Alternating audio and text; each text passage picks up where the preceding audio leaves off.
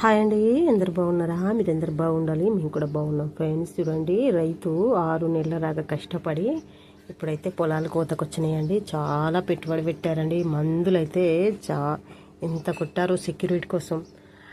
అది ఏమి పెట్టిన నుంచి వెళ్ళి కింది అడుగు మందులు పై మందులు, అడుగు మందులు పై మందులు చాలా కొట్టారండి. లాస్ట్కు కంకి, నల్లని, మెడ విరుపని ఫైనల్గా 10 రోజులకు కోస్తారు, 5 రోజులకు కోస్తారు అనగా కూడా 5 మందులు స్ప్రే చేయడం జరిగిందండి. చాలా కష్టపడ్డారు రైతన్నకు నిజంగా జోహార్లు చెప్పుకుంటూనే మన కృతజ్ఞతలు ఎంత చెప్పినా వారికి తక్కువనే.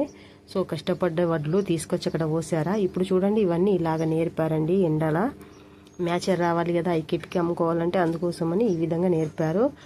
ఇంకా కల్లాలు దొరకడు కొంచెం టాస్కేనండి. ఈ చుట్టుపక్కల ఖాళీగా ఉంది కదండి, అదైతే ఆల్రెడీ వేరే వాళ్ళు, ఇంకా ఇది వేరే వాళ్ళకి ఆల్రెడీ ప్యాక్ అయింది. సో ఇప్పుడు వీళ్ళు ఎడ్లు పోసుకున్నంత మందం అయితే వీళ్ళకే అయింది. సో అన్నట్టు ఈ విధంగా నేర్పేసుకుంటారు.